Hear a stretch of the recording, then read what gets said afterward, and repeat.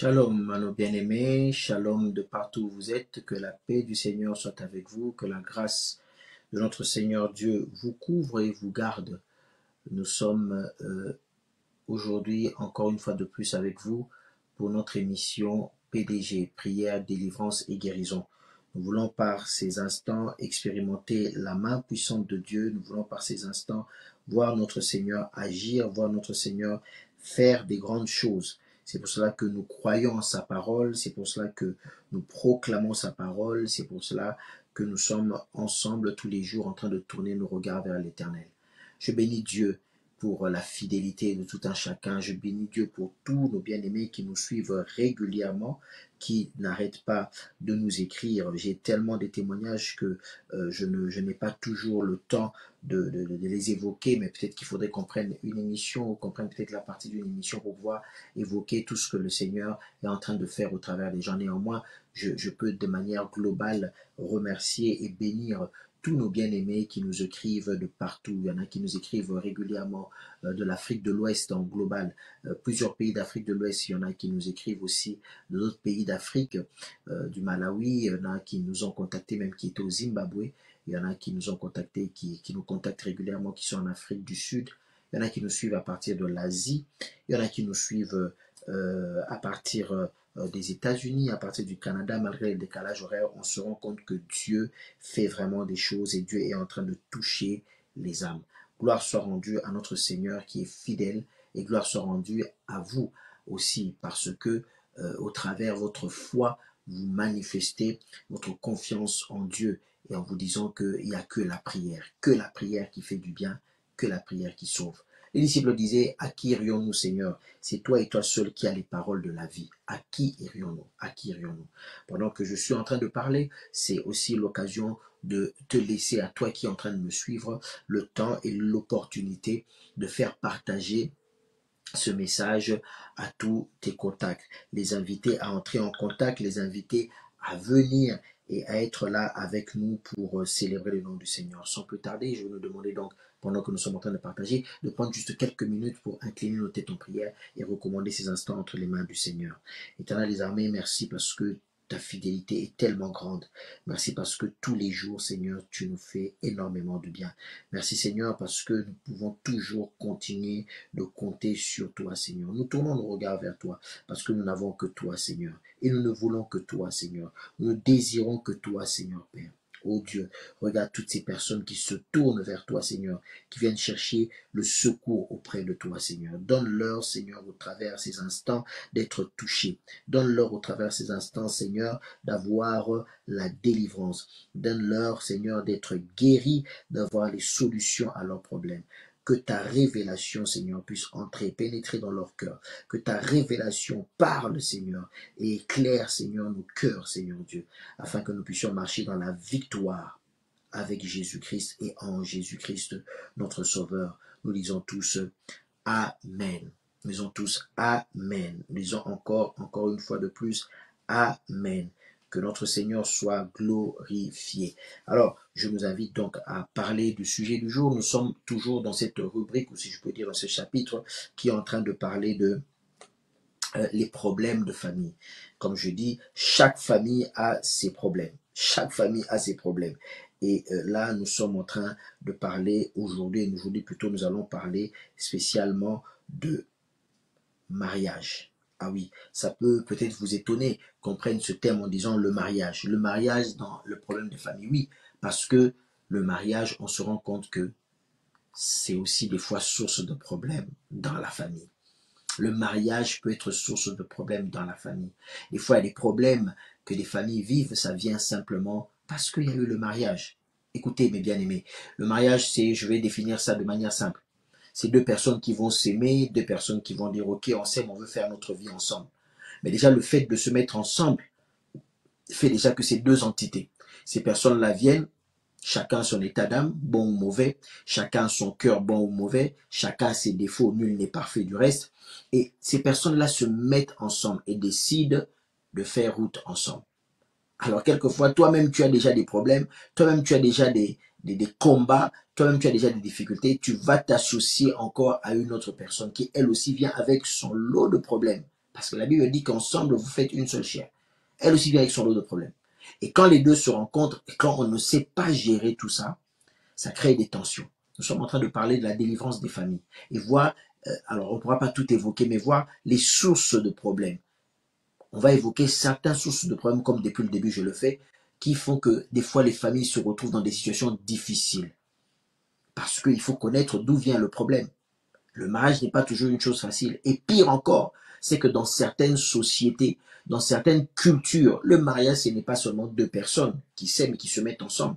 Mais le mariage, c'est deux familles qui se mettent ensemble. Donc, moi, je peux dire et conclure que le mariage, c'est une porte ouverte. Ah, on parle souvent, quand on parle des combats spirituels, il ne faut pas laisser les portes ouvertes, il faut fermer les portes, etc. Mais le mariage en soi, c'est une porte ouverte. Parce que tu ouvres ta vie à une personne avec qui vous allez construire ensemble. Et comme j'ai dit, dans certaines sociétés, dans certaines cultures, ce n'est pas seulement deux personnes, mais tu ouvres ta vie à deux familles qui se mettent ensemble. Permettez-moi de mettre en pause parce qu'il y a déjà des gens qui posent des questions, il y a déjà des gens qui sont en train de me suivre et qui sont en train de réagir. Et d'autres même ne se rendent pas compte qu'on est en direct. Ils font des appels, mais je ne pourrai pas répondre en direct. Nous restons d'abord concentrés sur notre live. Donc, je disais que le mariage en soi, oui, c'est comme une porte qu'on ouvre. C'est comme une porte qu'on ouvre. Donc, quand tu te maries, tu ouvres une porte. Tu ouvres une porte parce que tu vas jusqu'à, comme j'ai dit, certaines coutumes, certaines familles, tu vas mettre deux familles en connexion. Tu vas connecter deux familles. Comment ces familles-là vont se comporter? Qu'est-ce que ça va donner? Dans ta famille, il y a déjà des réalités. Dans ta famille, il y a déjà des problèmes. Mais quand toi, tu connectes ça encore et que tu ouvres ça encore à une autre famille, ah bah, bien aimé, sache que ça peut être aussi source de problèmes. Et on voit que effectivement, des fois, le problème vient de là. Le problème vient de là. On va lire certains passages de la Bible et on va comprendre ce que la Bible nous dit pour comprendre déjà que le mariage, ce n'est pas une chose simple. Le mariage, ce n'est pas une chose simple, mais c'est quelque chose d'assez fort. On va prendre la Bible dans la parole de Dieu et on va parler d'un mariage. Peut-être c'est un verset que tu n'as jamais percuté, comme on dit, tu n'as jamais peut-être fait attention. Mais pour comprendre que ça peut être quelque chose qui peut tourner en vinaigre. On va prendre Genèse 26. Prends avec moi Genèse 26, s'il te plaît. Prends avec moi Genèse 26. Gloire soit rendue à Dieu. Le Seigneur veut nous faire du bien encore ce soir. Alléluia. Alléluia. Dispose-toi simplement dans la présence de Dieu et crois que notre Dieu est là ce soir encore. Merci pour ceux qui sont en train de partager ce live. Merci pour tous ceux qui sont déjà en ligne. Je disais donc Genèse 26. Genèse 26, 34. Écoutez ce que la Bible dit. Genèse 26. Je rentre à Genèse 26 à partir du verset 34. C'est à la fin du chapitre. La Bible dit Ésaü, âgé de 40 ans, prit pour femme Judith, fille de Béri, le Héthien, et Basmath, fille d'Élon, le Héthien. D'accord. Elles furent, Ésaü qui lui prit pour femme Judith, fille de Béri, le Héthien, et Basmath, fille d'Élon, les deux. Et la Bible dit que les deux, elles furent un sujet d'amertume pour le cœur d'Isaac et de Rebecca. Elles furent un sujet d'amertume pour le cœur d'Isaac et de Rebecca. Donc, on peut se dire que tout allait bien. Mais Ésaü, quand il a épousé ces femmes-là, il y a eu un problème. Elles sont devenues un sujet d'amertume pour son père Isaac et Rebecca. Et qu'est-ce que je veux dire par là? Dans la famille aujourd'hui, le mariage des fois amène des problèmes. Parce qu'on a vu certains mariages, quand tu t'es marié, c'est ça qui a été la source de problèmes. Il a commencé à avoir des problèmes. C'est devenu une source d'amertume pour tes frères, une source d'amertume pour tes parents. Parce que ton mariage, ils voient qu'il y a des choses peut-être qui ne marchent pas, qui ne tournent pas rond, mais ils ne peuvent peut-être pas te le dire. Il y en a beaucoup aussi qui sont dans ce cas-là. On va évoquer peut-être certains cas, on ne pourra pas tout voir. Où tu te rends compte que mais dans le mariage de mon frère, il y a quelque chose qui ne va pas. Depuis qu'il s'est marié, nous ne le reconnaissons plus. Ce n'est plus le frère que nous avons eu. Depuis qu'elle s'est mariée, ce n'est plus la sœur que nous avons eue. Il y a quelque chose qui ne va plus. Les relations ne sont plus au beau fixe. Il y a un froid, il y a des problèmes, il y a des tensions. Je ne suis pas là pour dire qui a tort, qui a raison. Mais on se rend compte que depuis que le mariage est arrivé, ce mariage, c'est comme si c'était pas une source de bénédiction. Ça réveillait des problèmes. Ça créait des problèmes.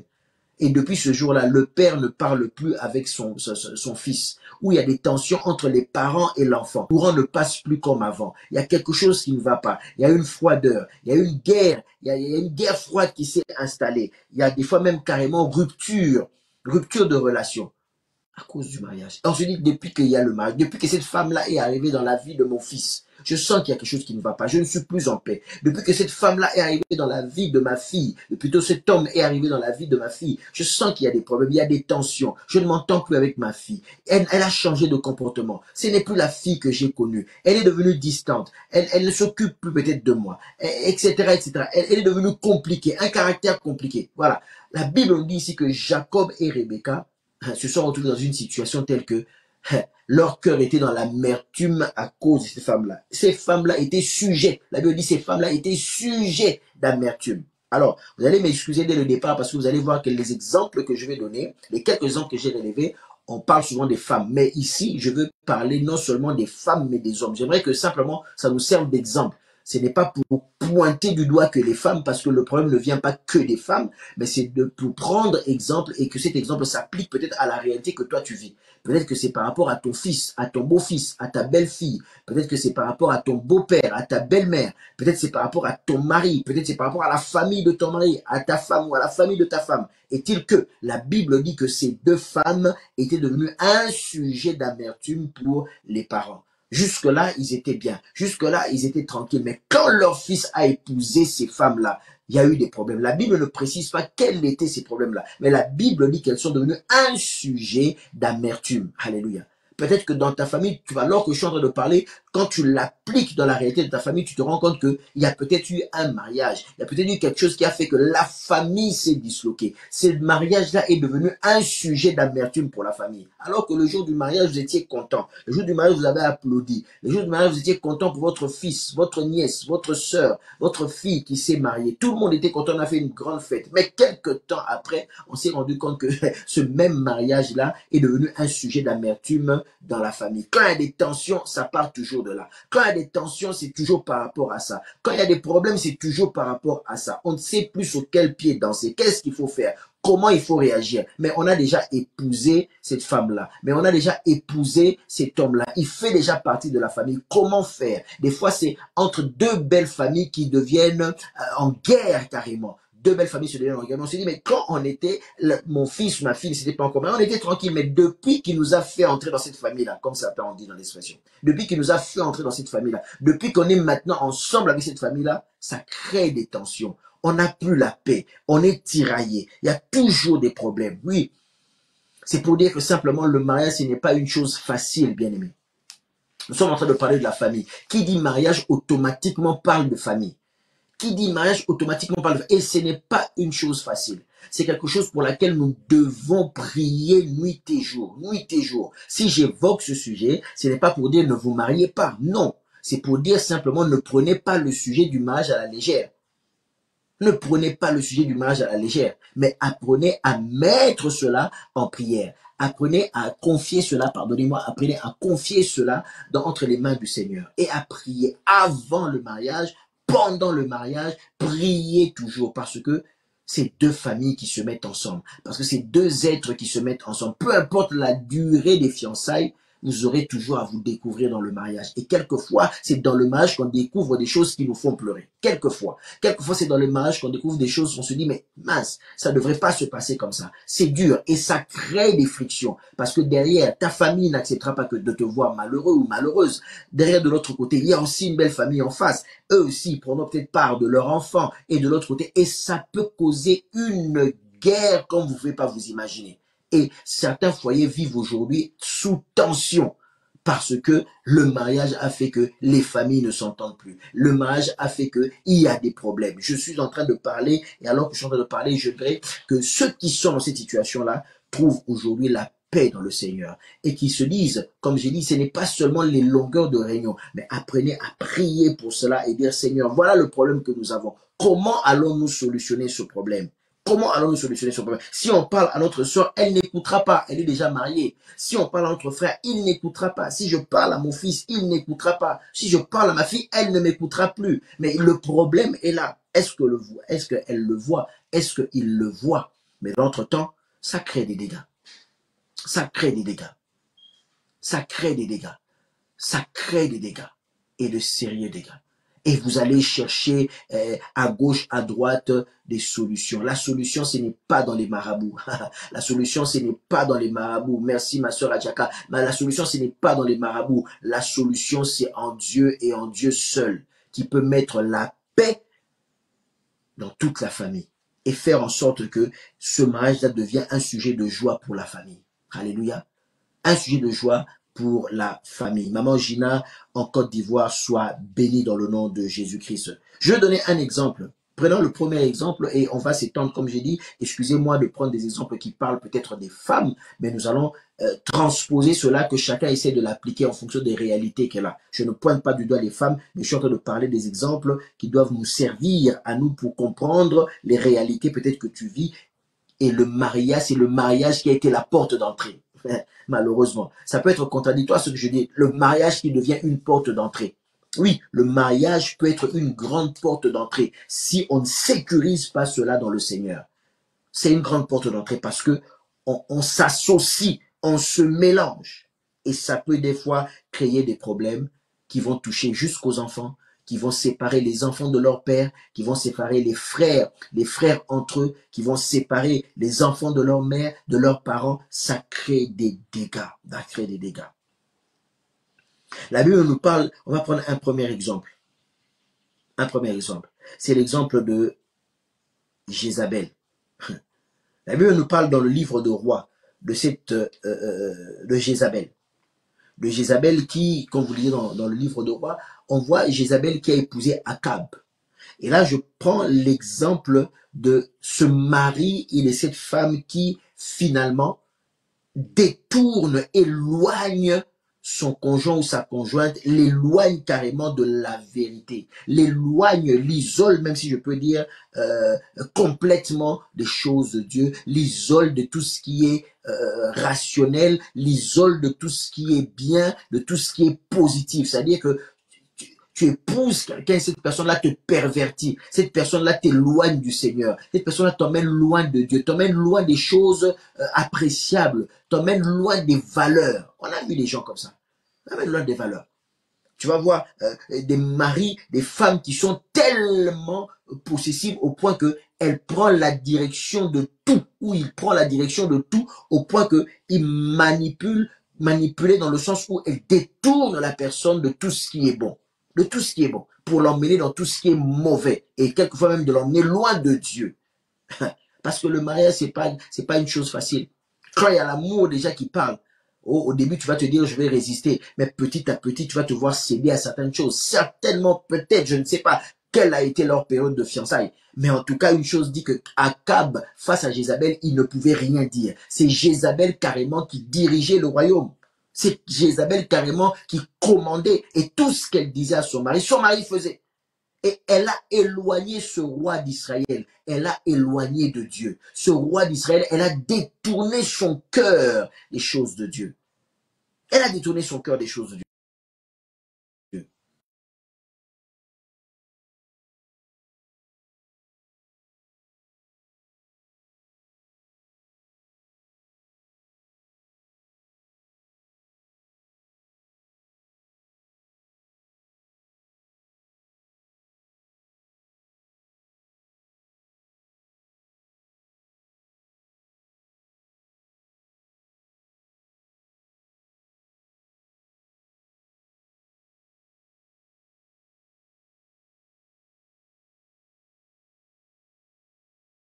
Fiançailles entre les deux, je ne sais pas. Mais en tout cas, l'histoire nous dit que Akab avait l'emprise totale, plutôt Jézabel avait l'emprise totale sur Akab. L'emprise totale sur Akab.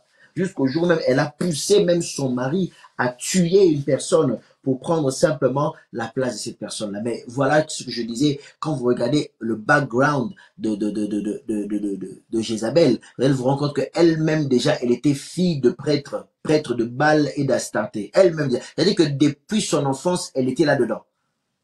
Elle a baigné là-dedans. Donc quand elle a épousé Akab, je ne sais pas qu'est-ce qui a pris Akab d'aller chasser cette femme qui était de Phénicie, qui n'était pas une femme du pays. C'est pour ça que Dieu disait, fais attention. Vous qui voulez vous marier, faites attention. Dieu avait dit aux enfants d'Israël, ne vous mélangez pas, ne vous mélangez pas, ne vous mélangez pas.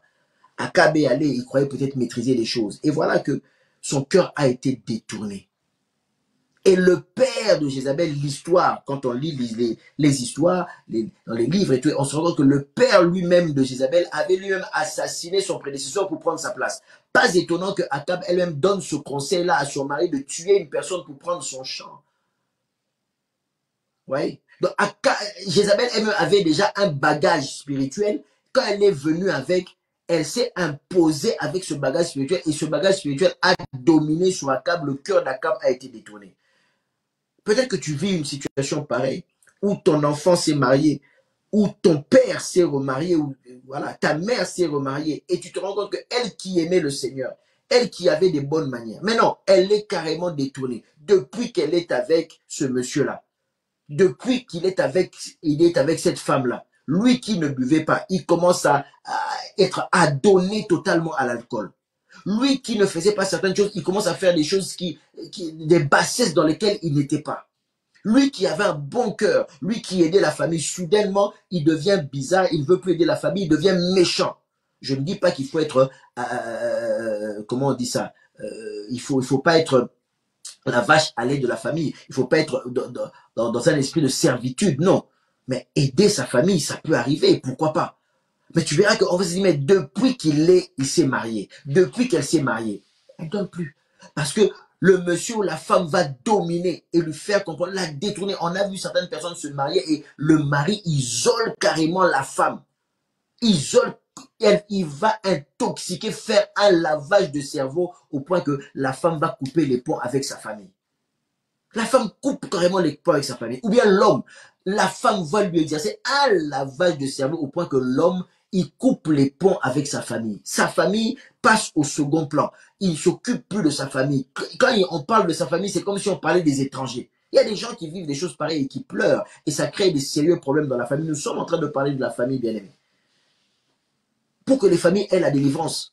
Et ça crée des tensions, on ne sait pas. Mais comment s'y prendre avec ce beau-frère? Comment s'y prendre avec cette belle-sœur? Comment s'y prendre avec ce beau-père? Comment s'y prendre avec cette belle-mère? Mais depuis qu'il s'est remarié avec ma maman ne va même plus à l'église. Tous les matins, elle nous emmenait à l'église. Mais non, maintenant c'est tous les samedis, fête. Maman, quand il faut aller à l'église le matin, elle est fatiguée. Alors que maman allait à l'église. Mais papa, quand il était avec lui, on était peut-être seuls. Avant qu'il se remarie, mais c'était un papa attentionné, c'était un papa qui répondait à nos besoins, c'était un papa qui était présent pour nous, mais depuis qu'il s'est remarié et que notre belle-mère est arrivée, les choses ont changé, il ne s'occupe plus de nous, nous sommes passés au second plan, il nous ignore totalement. Oui, c'est vrai que l'homme doit prendre soin de sa femme, je suis tout à fait d'accord, l'homme doit prendre soin de sa femme, mais prends soin aussi de tes enfants, tu ne vas pas abandonner ta femme pour tes enfants, tu ne vas pas non plus abandonner tes enfants pour ta femme. Et il y a des familles qui pleurent à cause de ça aujourd'hui. Il y a des familles aujourd'hui qui sont divisées à cause de ça. Quand tu leur parles de leur fille, ah, comment va-t-elle? Ah, rien que la réponse, ça te fait comprendre. Ah, celle-là, on ne sait pas. Depuis que on ne la voit qu'à la télé. Chez nous, elle ne passe pas. Elle n'a jamais le temps. Mais on la voit dans telle fête. On la voit accompagner son mari ailleurs. On la voit faire des voyages. Mais nous, depuis, il n'y a plus. Elle n'a plus le temps pour nous. Il n'a plus le temps pour nous.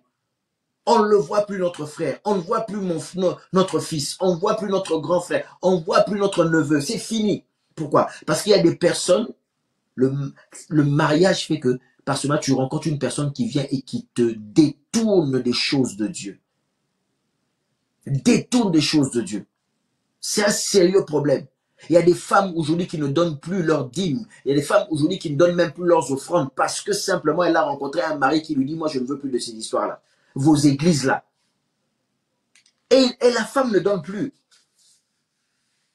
On voit certaines femmes aller donner, même pour donner l'offrande, même pour donner, contribuer, il y a un programme à l'église, elle est touchée dans son cœur librement pour contribuer, même pour la moindre des sommes. Elle le fait en cachette, pasteur. Je te donne, mais que mon mari ne sache pas. C'est quoi cette histoire? Pasteur, je te donne, mais que ma femme ne sache pas. Des hommes qui sont obligés de donner la dîme en cachette, qui sont obligés de donner l'offrande en cachette, alors qu'avant tu étais libre. Mais quelle est cette personne qui est venue et qui a détourné ton cœur? Et la personne change de cœur, on se dit, on ne reconnaît plus la personne. On ne reconnaît plus la personne. Elle prend totalement le dessus et elle tourne ton cœur. Elle éloigne ton cœur de tout ce qui est bon. Celui qui avait des valeurs, qui était un homme respectable et respecté, vous le retrouvez aujourd'hui dans des bassesses. Dans des bassesses. Tu dis, mais mon frère, il ne peut pas se retrouver dans des bassesses comme ça. Mais notre fille ne peut pas se retrouver dans des bassesses comme ça. Notre sœur ne peut pas se retrouver dans des bassesses comme ça. Et ça crée des tensions. Parce que maintenant, vous n'arrivez pas à le dire ouvertement. Parce que l'enfant ou le frère ou la sœur, son cœur est déjà attaché. Vous n'arrivez pas à le dire. Et quand vous avez essayé une fois, deux fois, ça ne fait que créer des problèmes. Elle vous a rejeté, il vous a rejeté parce qu'il qualifie que vous êtes jaloux. Vous n'aimez pas son foyer, vous n'aimez pas mon mari, vous n'aimez pas ma femme, vous n'aimez pas ma belle-sœur, etc., etc. Vous n'aimez pas la famille de ma femme, vous n'aimez pas la famille de mon mari, oui. Mais quelquefois, ouvre un peu les yeux et regarde aussi, prends conscience de ce qu'on est en train de te dire. Prends aussi conscience de ce qu'on est en train de te dire. Je ne dis pas qu'il faudrait carrément leur donner raison, mais prends aussi le temps d'analyser. Pourquoi tu as si changé comme ça? Et voilà que Jézabel, à travers elle, elle crée tout un problème dans une nation entière. Le mariage, ce n'était qu'avec Akab. Mais le problème de Jézabel, le problème dans ce couple-là, affecte le royaume entier. Tout le royaume est détourné de la présence de Dieu.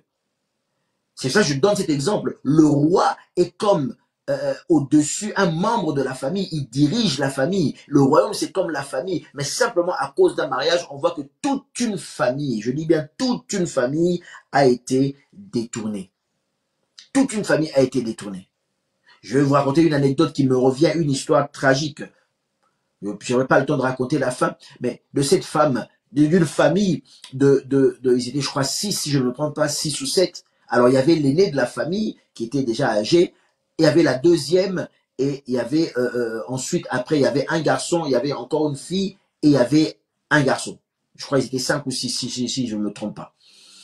Et la deuxième, justement, à cause des réalités de la vie, elle s'est engagée avec un monsieur, mais le monsieur, c'était quelqu'un qui était dans des sciences occultes. Et le monsieur a entraîné cette fille-là qui allait à l'église. Il a détourné le cœur de cette fille-là, et la fille n'allait plus à l'église. Il a entraîné carrément dans sa... Et la fille, parce qu'elle savait que c'était là la source d'argent de leur foyer, elle a adhéré à cela, elle a accepté cela, elle a abandonné le Seigneur. Et par la suite, voulant aider sa famille, l'homme lui a dit, moi je peux aider ta famille, je peux leur donner des postes à tes frères, mais ils doivent accepter de faire partie de la loge, si je peux dire ça comme ça, dans laquelle je suis.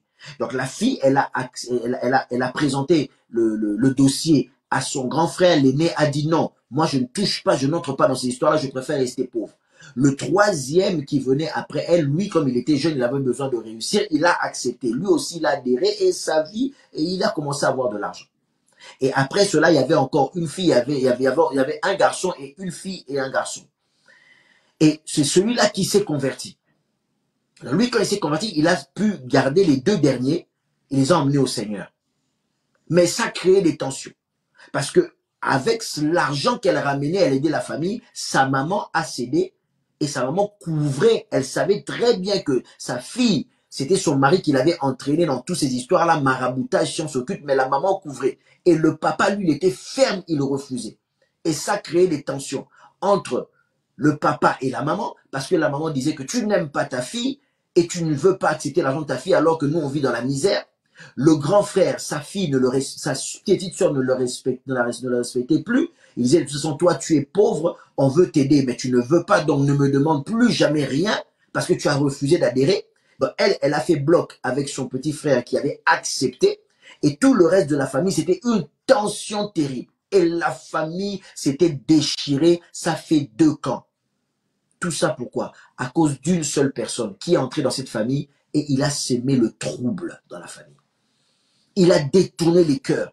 Il a remonté les cœurs les uns contre les autres. Il disait à sa belle-mère, tu vois, c'est ton mari qui ne veut pas. Tu souffres. Quand sa belle-mère demandait un peu d'argent, oui, mais tu souffres parce que ton mari ne veut pas. Il veut pas. Il n'aime pas ce que je fais. On me qualifie de sorcier. Pourquoi tu veux me demander de l'argent? Et la maman, quand elle rentrait, elle faisait, comme on dit, palabre. Elle faisait des problèmes à son mari. Mais c'est ta fille qui veut nous aider. Tu ne veux pas, tu es contre. Toute la famille s'est retrouvée déchirée.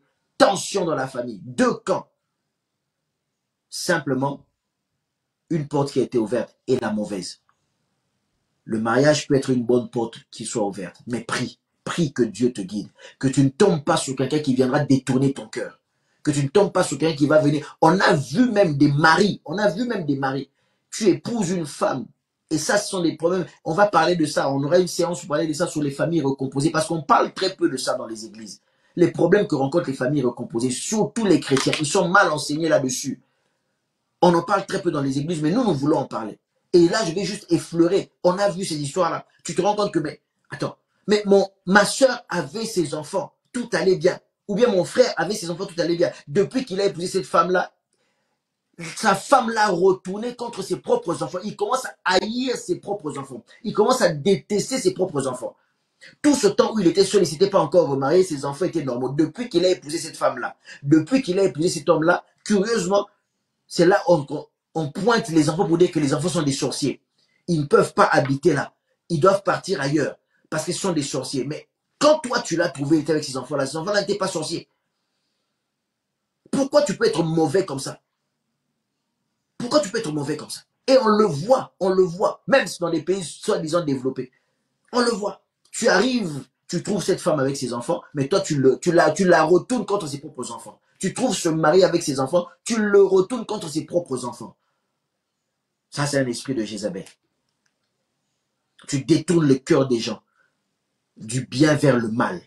Et il y a des familles qui souffrent à cause de ça. Il y a des enfants qui sont rejetés, qui souffrent à cause de ça. Il y a des enfants qui sont dans la rue aujourd'hui, qui souffrent à cause de ça. L'avenir de certains enfants a été détruit, compromis à cause de ce genre de choses. Des gens qui sont venus, qui ont détourné le cœur de ton père, détourné le cœur de ta mère, détourné le cœur de ta soeur, de ton frère, détourné. Avant, vous vous entendiez bien, mais depuis, ça ne passe pas. Tu ne t'entends plus avec tes propres frères, tu ne t'entends plus avec tes propres sœurs, tu ne t'entends plus avec ton mari, tu ne t'entends plus avec ta femme, tu ne t'entends plus avec toute ta famille. Problème. La Bible dit Jacob et sa femme, ils ne supportaient pas. Ces 2 filles, ces 2 belles filles-là étaient un sujet d'amertume pour eux. Oh, que Dieu délivre et vienne au secours de ces enfants qui subissent cela. Que Dieu vienne au secours de toutes ces personnes qui sont sous l'emprise, des personnes qui sont en train de détourner leur cœur. Et ça détruit le climat de la famille. Ça détruit les familles, ça divise les familles. Au nom de Jésus-Christ, trouve la délivrance aujourd'hui de sortir de là et d'être libre. Le mariage, c'est bien, mais que le mariage emmène la paix et non la destruction. Que le mariage emmène la paix et non la division. Que le mariage emmène la paix et non la mort, que le mariage emmène la paix et non la haine, que le mariage te rapproche de Dieu et non que ça t'éloigne de Dieu, que le mariage te rapproche de ta famille, de ta belle famille et non que ça t'éloigne de ta famille, de ta belle famille. Non. Dieu n'a pas prévu les choses comme ça. Il y a aussi un autre cas de femme, quand vous lisez dans Juge 16, 4 à 5, la Bible dit que Samson aima Dalila. Samson aima Dalila. Il a eu d'autres aventures, 2 aventures en tout cas dont nous cite la Bible. Mais pour la première fois quand il s'agit de Dalila, la Bible dit que Samson aima Dalila. Son cœur s'est attaché à Dalila. Nous allons prendre ici, comme pour Dalila, l'exemple de ces hommes et de ces femmes. Les hommes et de ces femmes qui viennent comme investis d'une mission de te détruire. Ils viennent avec comme mission de te détruire. Ils te détruisent par la manipulation. Quand il a épousé Dalila, l'erreur qu'il a faite, c'est qu'il allait chercher une femme en dehors de son peuple. Ses parents même lui ont dit, mais ici, Y a-t-il pas parmi tes frères et sœurs, parmi les gens du village ici, de la nation, tu ne peux pas épouser ici? Lui, il est allé chercher ailleurs. Et la Bible dit que ce mariage-là, c'est devenu une porte d'entrée. Une porte d'entrée. Dès qu'il s'est marié avec Dalila, la Bible dit que les Philistins sont venus voir. Les frères de Dalila sont venus la voir pour lui dire, écoute, nous allons te donner de l'argent. Beaucoup d'argent. À condition que tu fasses tout pour avoir le secret de cet homme. Pour avoir le secret de cet homme. On a vu certains mariages emmener des problèmes. Ça veut dire que d'autres personnes qui avaient la grâce de Dieu, l'étoile de Dieu. Mais c'est comme si, au travers le mariage, tu as tout perdu. Le mariage est venu comme pour détruire cette étoile-là. C'est comme si c'était une mission. Comme si un envoûtement est entré dans ton conjoint, dans ta conjointe, et il détruit totalement la grâce de Dieu qui est en toi. J'imagine, parce que nous sommes en train de parler de la famille, j'imagine l'attitude et la tristesse des parents de Samson. Combien ils devaient être tristes de voir leur enfant dans cette situation-là. Combien ils devaient être tristes, au point que Samson ne respectait plus ce que Dieu lui avait demandé de faire.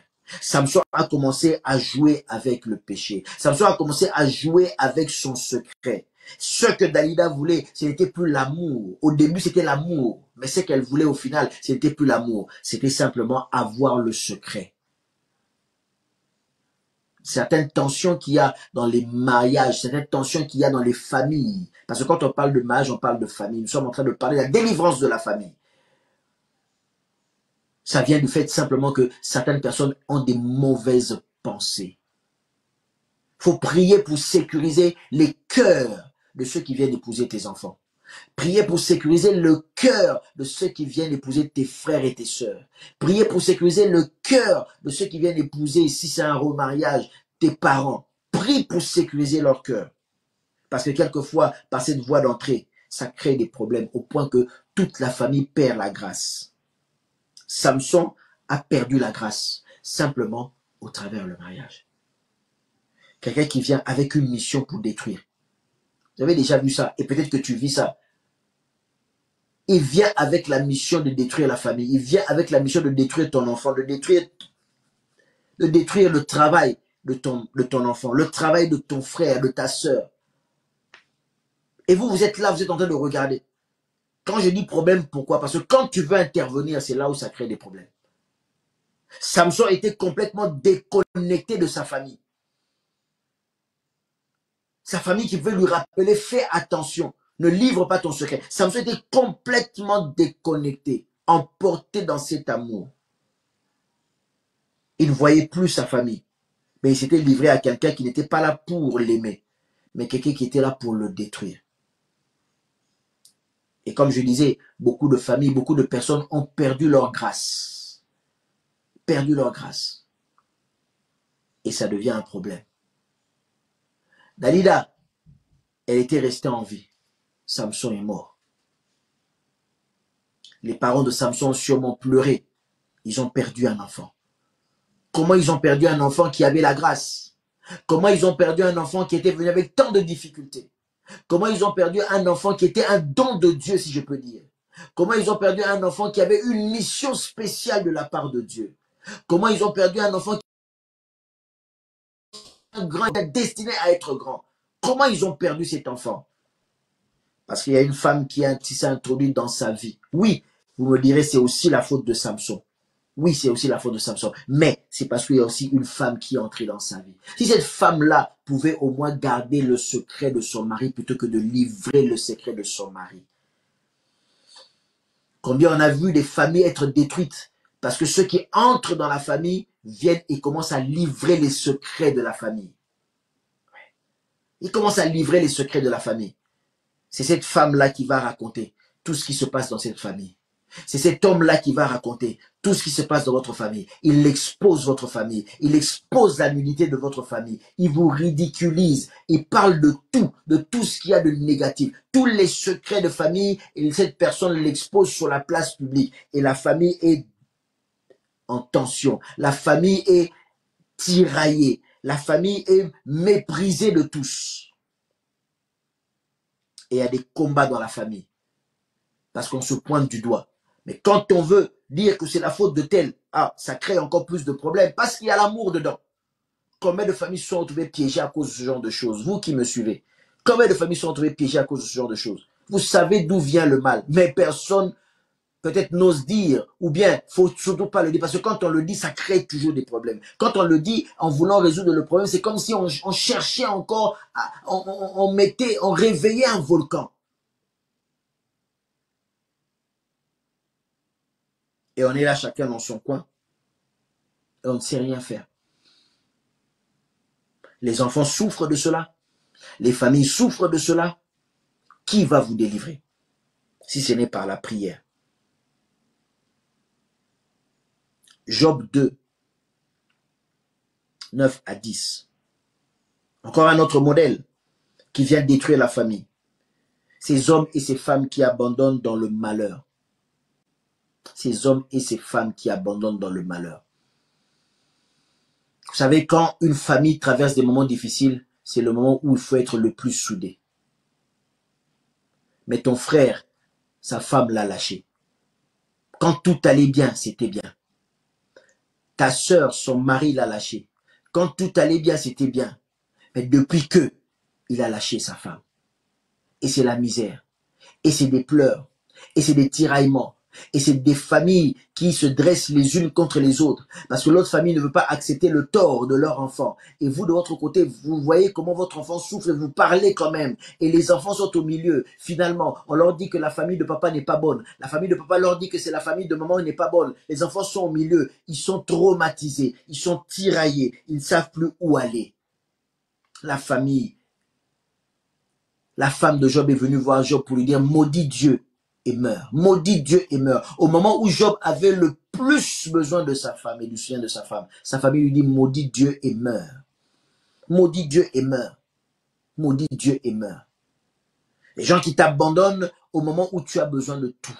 Et la famille est en panique. La famille est en panique.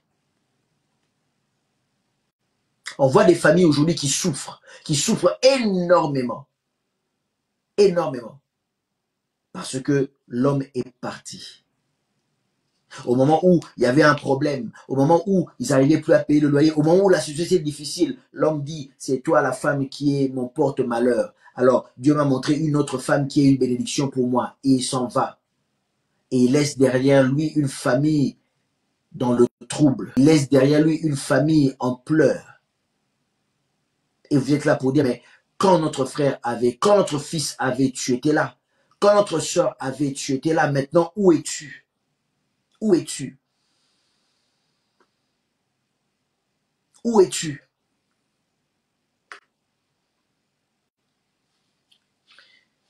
Bien-aimé, il faut prier pour la famille. Le mariage est une bonne chose. Mais que le mariage ne soit pas une porte d'entrée pour tout ce qui est négatif pour la famille. C'est ce que je suis en train de dire. Et aujourd'hui, il y a certains problèmes de famille. Il y a aujourd'hui, peut-être que tu n'adresses plus la parole à ta sœur. Tu n'adresses plus la parole à ta sœur. Toi et ta sœur, vous êtes devenus chien et chat. C'est simplement parce que tu lui as reproché quelque chose par rapport à son mariage. Peut-être que tu as voulu lui ouvrir les yeux pour dire, attention ma sœur, ce que ton mari est en train de faire, ce n'est pas bon. Il est en train de t'escroquer. Il est en train de te mentir. Il est en train de nous diviser. Et rien que parce que tu as fait ce reproche-là, aujourd'hui, toi, peut-être et ta soeur, vous ne vous adressez plus la parole. Aujourd'hui, peut-être toi et ton enfant, vous ne vous adressez plus la parole. Parce que tu lui as ouvert les yeux. Peut-être aujourd'hui, toi et ton père et ta mère, vous ne vous adressez plus la parole parce que tu lui as ouvert les yeux pour dire, maman, tu peux refaire ta vie, mais cet homme-là, je sens quelque chose qui ne va pas. Cet homme-là, je l'ai vu, il n'est pas juste avec toi. Il n'est pas juste avec toi. On a parlé des lourds secrets des familles. Combien des enfants sont allés dire à leur mère ou à leur père, fais attention parce que le monsieur que tu nous as ramené, que toi tu aimes, que nous on doit appeler désormais papa, attention, quand tu n'es pas là, il a des attouchements sexuels sur nous. Là, on dit enfants, c'est vous tort, vous êtes des sorciers, vous ne voulez pas mon bonheur, et on chasse l'enfant. Et le mari qui a appris, chasse cet enfant, parce que cet enfant, c'est pas correct. Comment il peut dire des mensonges pareils sur moi? Cet enfant n'est pas d'accord sur notre amour. Voilà que l'enfant se retrouve à l'extérieur. La famille est divisée. Et il y a des enfants qui gardent ça dans leur cœur. À qui le raconter, à qui le dire. Nous reviendrons là-dessus quand nous parlerons sur les familles recomposées. Parce qu'il faut aider surtout les chrétiens. Ce sont des réalités que les chrétiens vivent aujourd'hui. Ce sont des réalités que les chrétiens vivent aujourd'hui. Aujourd'hui, on retrouve dans l'église des chrétiens avec des familles recomposées. Peut-être que il y a 30 ans, il y a 50 ans, c'était peut-être pas fréquent. Je ne peux pas dire que ça n'existait pas. Peut-être que c'était pas fréquent, peut-être même que c'était rare, ou peut-être que ça n'existait pas, je ne sais pas. Il y a 100 ans, l'église d'il y a 100 ans, je ne sais pas. Parce que déjà, le divorce était un tabou. Mais aujourd'hui, où le monde a évolué, aujourd'hui, il y a tellement beaucoup de réalités. Ah, il faudrait parler et aider les chrétiens comment gérer chrétiennement une famille recomposée. C'est un gros sujet. Si Dieu nous fait grâce, nous aborderons cela parce que nous voulons que la délivrance par la prière entre dans tous les domaines. C'est ça le sujet de notre émission. Prière, délivrance et guérison dans le nom de Jésus-Christ.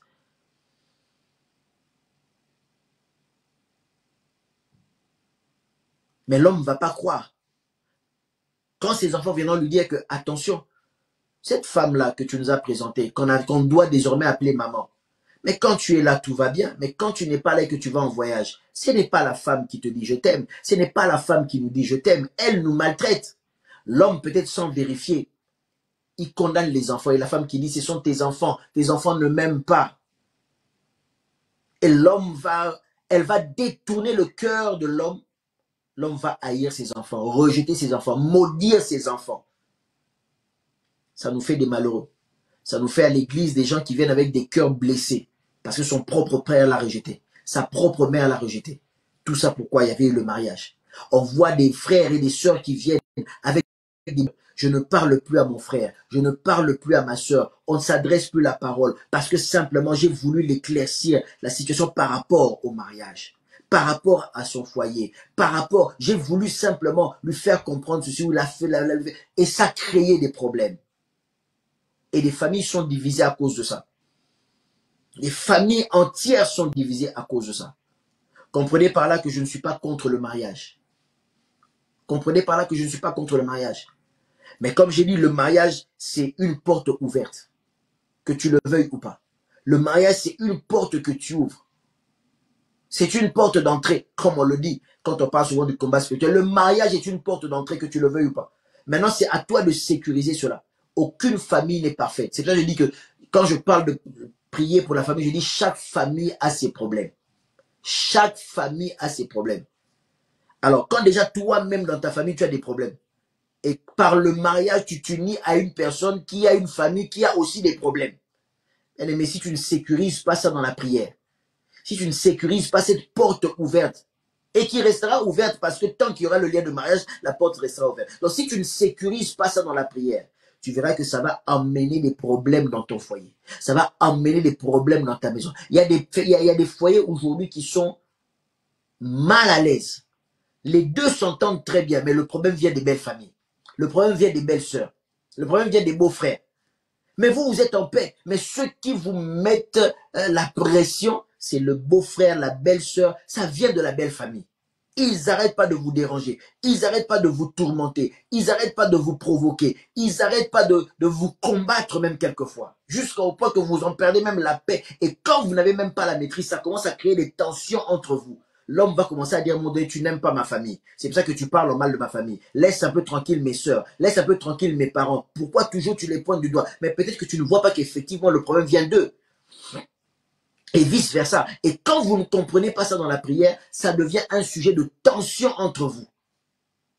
Un sujet de tension entre vous.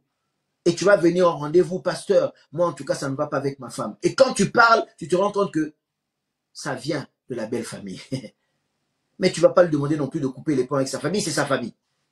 Comment faire? Si ce n'est que par la prière, sécuriser cela.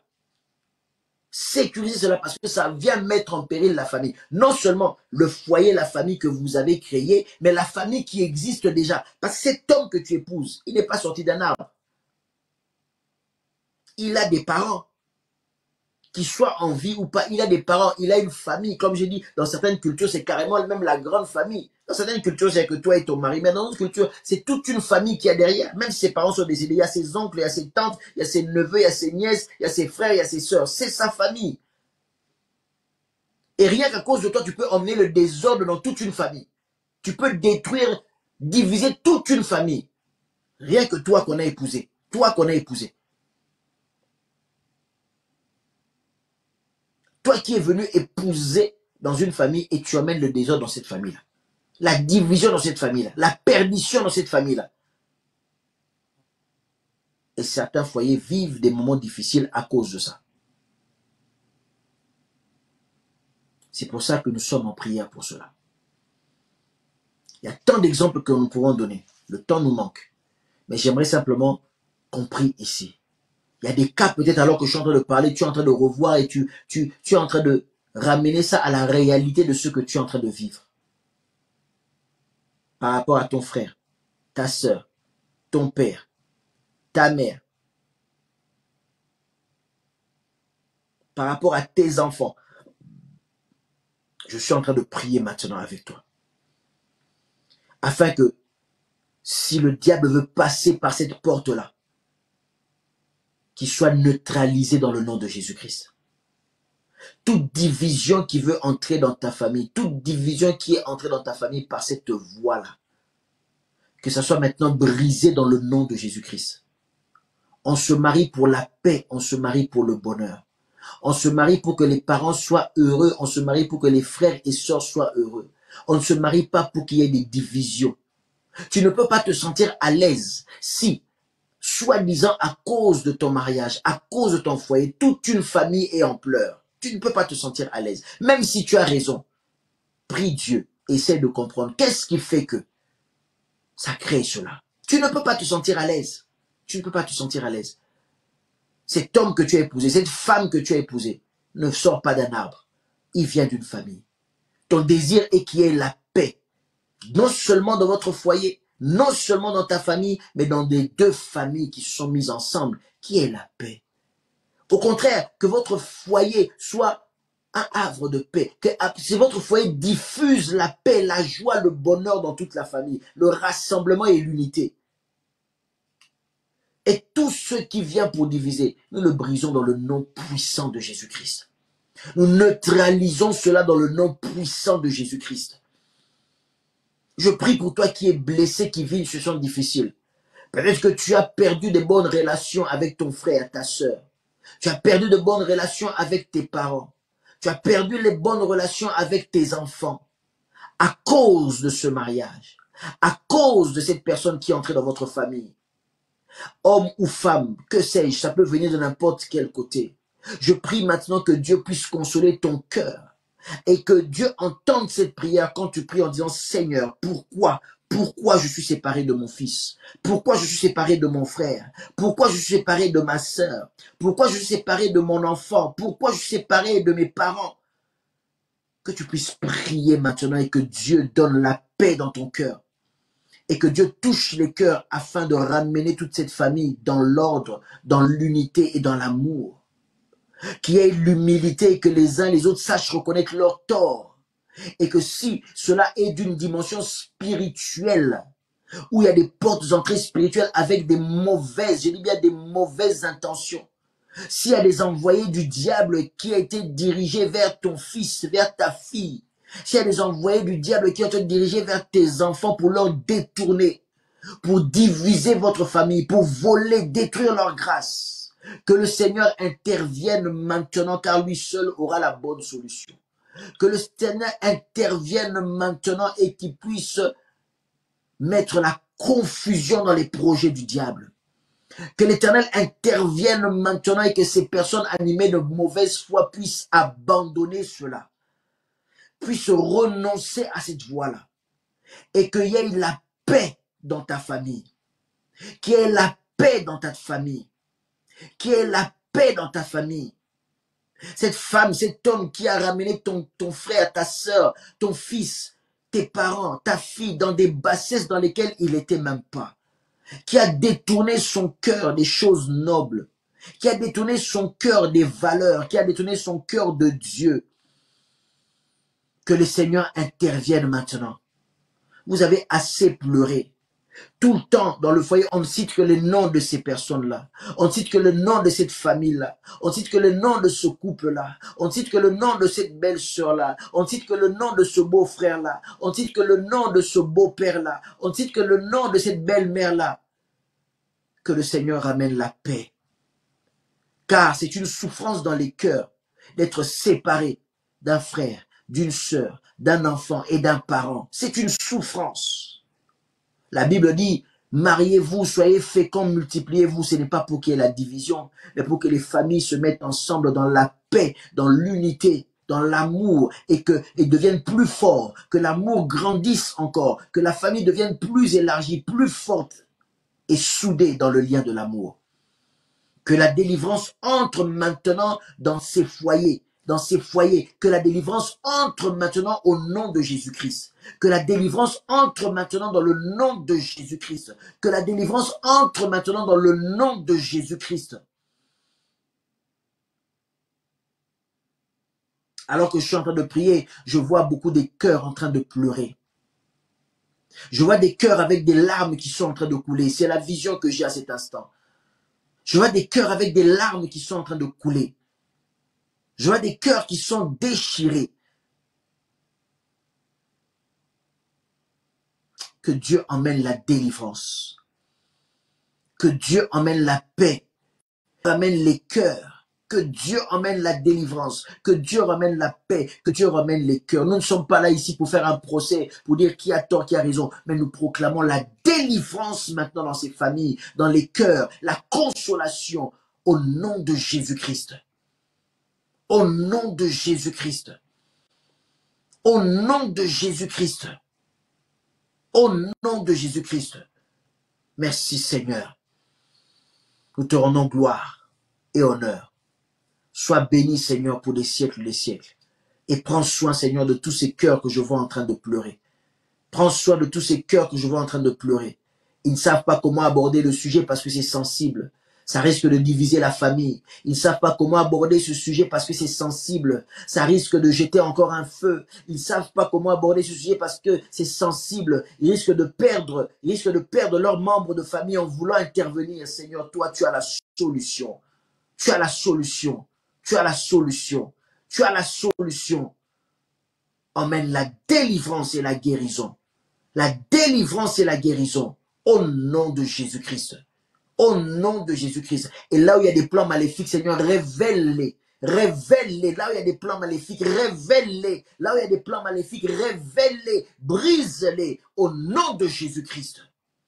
Là où il y a des plans maléfiques, révèle-les. Brise-les. Au nom de Jésus-Christ. Je dis bien là où il y a des plans maléfiques, révèle-les. Brise-les. Au nom de Jésus-Christ. Que la délivrance entre maintenant dans vos familles et dans vos cœurs. Dans le nom puissant de Jésus-Christ. Amen. Amen. Est-ce que tu peux bénir le nom du Seigneur là où tu es? Alléluia. Même quand j'ai mes yeux ouverts, je continue de voir des cœurs en train de pleurer. Le Seigneur me montre en vision des cœurs en train de pleurer. Mais sache que Dieu peut apporter la délivrance. Alléluia. Le Seigneur me parle de beaucoup de personnes qui sont concernées par ce genre de problème. N'hésite pas à appeler. Nos bien-aimés sont en train d'écrire en commentaire le numéro de téléphone par lequel tu peux nous joindre sur WhatsApp. Appelle-nous. Appelle-nous. Nous allons parler avec toi. Et ensemble, nous allons prier pour ce cas que tu as. Ce cas qui a apporté la tristesse. Il y a beaucoup de gens, comme la Bible dit, Jacob et sa femme, les enfants d'Ésaü étaient devenus un sujet d'amertume pour eux. Et cette phrase-là résonne dans mon cœur. Il y a des gens qui vivent cela. Les mariages de leurs enfants, le mariage de leurs frères, de leurs sœurs est devenu un sujet d'amertume. Le mariage de cette tante, le mariage de cette belle-mère est devenu un sujet d'amertume pour vous dans la famille. Je vois ces cœurs pleurer, mais le Seigneur va vous délivrer dans le nom de Jésus-Christ. Le Seigneur va vous délivrer dans le nom de Jésus-Christ. Que nos bien-aimés du service de PDG écrivent le numéro de téléphone par lequel vous pouvez nous joindre, alors que je suis en train de sortir ce numéro rapidement pour tendre vers la fin, parce que nous sommes déjà à la fin. Nous avons grignoté quelques minutes pendant que je suis en train de de sortir ce numéro pour que nos bien-aimés qui l'ont déjà commencé à écrire continuent d'écrire. Donc c'est le 00336 68 02 59 96. Aidez-moi à écrire l'équipe technique 00336 68 02 59 96. Merci pour ceux qui sont en train d'écrire. Répétez cela encore pour que nos bien-aimés aient le temps de le noter.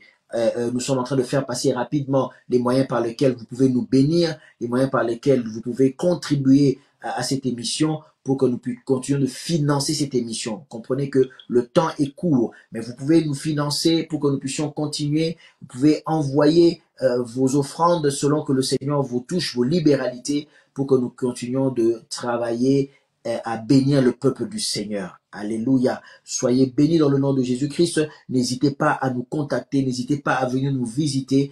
Appelez-nous, on va vous donner nos coordonnées. Si vous êtes de passage à Paris, vous pouvez passer, tenir le culte avec nous. Mais nous sommes aussi présents en Côte d'Ivoire. Si vous êtes en Côte d'Ivoire, appelez-nous, on vous dirigera vers vers nos églises de Côte d'Ivoire. Si vous êtes au Congo, Kinshasa, appelez-nous, on saura comment vous rediriger. Nous avons des cellules aussi au Ghana, Malawi, et nous avons beaucoup des églises partenaires avec lesquelles nous travaillons un peu partout dans le monde. Donc, si tu nous suis, tu n'as pas d'église, appelle-nous, on saura te rediriger vers nos amis qui ont peut-être une église dans la même ville que toi, dans le même pays que toi, peut-être même dans le même quartier que toi. Nous sommes l'église Beacon Church, nous sommes l'église de Paris, mais nous avons une grande communauté à travers le monde. Je salue nos bien-aimés de Côte d'Ivoire, Maman Gina, le pasteur Conan, je salue l'équipe de Paris, Maman Mi-José, Maman Nadège, Maman Jolie, Maman Priscille, toutes ces personnes, pasteur Daniel, Maman Fernanda, et toutes ces personnes qui nous suivent de Paris, soyez bénis dans le nom puissant de Jésus-Christ. C'était votre serviteur, Novi Dimavine. Que la paix du Seigneur soit dans vos cœurs. Amen.